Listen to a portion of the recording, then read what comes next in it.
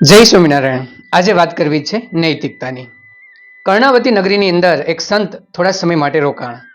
ત્યાંનું કામ પૂર્ણ કરી સંત હવે આગળ વધવાના હતા અને પોતાનો પ્રવાસ શરૂ કર્યો.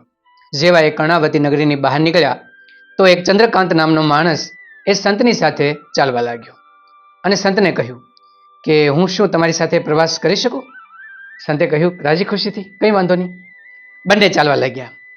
પેલા ચંદ્રકાંત નામના માણસે સંતને કહ્યું કે આપ મને નૈતિકતા વિશે જણાવી શકશો? મારે નૈતિકતા વિશે જાણવું છે.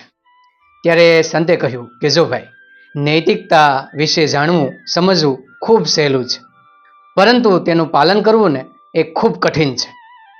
ત્યારે પેલા માણસે કહ્યું કે મને કહો તો ખરા કે નૈતિકતા એટલે શું? ત્યારે સંતે કહ્યું જો ભાઈ, આપણે હંમેશા એવું ઈચ્છતા હોઈએ છીએ કે બીજા લોકો મારી સાથે ખરાબ વર્તન ન કરે, તો આપણે પણ એમની સાથે ખરાબ વર્તન ન કરવું જોઈએ. આ નૈતિકતા છે. બસ આ જ એનો અર્થ છે કે તમે બીજા સાથે ખરાબ વર્તન ન કરો. તમને પણ બીજાનું ખરાબ વર્તન નથી ગમતું, તો બીજાને શાથી તમારું ખરાબ વર્તન ગમે? બસ આ નૈતિકતા છે. આ માણસે એ સાંભળી લીધું. બંને આગળ ચાલ્યા. આથી સંત અને એ વ્યક્તિ એક ખેતરની અંદરથી પસાર થયા. પેલા માણસને ખૂબ ભૂખ લાગી. આથી ખેતરના એ વૃક્ષોમાંથી ફળ તોડી લાવ્યો અને ખાવા લાગ્યો. સંતે કશું ન કહ્યું. ફળો ખાઈ લીધા અને આગળ ચાલ્યા. બીજા દિવસે પણ તેમને એ ખેતરમાંથી ફળો તોડી લીધા અને ખાવા લાગ્યો. સંતે તેમને કશું કહ્યું નહીં. ત્રીજા દિવસે તેમને એ ખેતરમાંથી ફળો તોડ્યા અને જેવો ખાવા જતો હતો તો સંતે એ તમામ ફળો ઝૂંટવી લીધા અને પોતે ખાઈ ગયા. પેલો ગુસ્સાથી સંતને જોતો રહી ગયો કે આ સાધુ છે કે ક્યાં છે, મારા બધા ફળો ઝૂંટવી ગયા.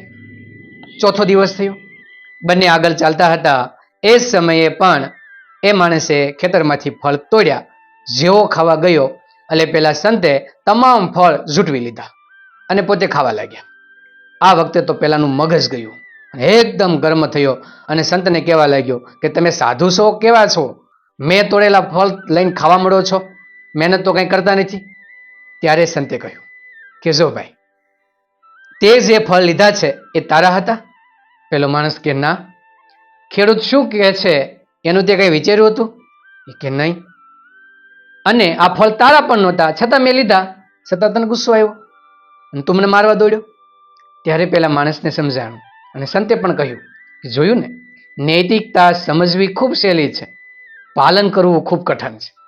આપણે વિચારતા હોય કે મારે આ નથી કરવું, હું પેલું નહીં કરું, સમજ બધી છે, પણ જ્યારે કરવાની વાત આવે ત્યારે એ નિભાવવી ખૂબ કઠિન છે. પેલો માણસ સંતની વાત હવે બરાબર સમજી ગયો હતો. આમ નૈતિકતાની વાતને સાથે તેનું પાલન કરવું એ મહત્વનું છે અને બધા જ લોકો પાલન કરે અને શરૂઆત મારથી થાય તો સમાજની અંદર નૈતિકતા જાગૃત જરૂર થાય.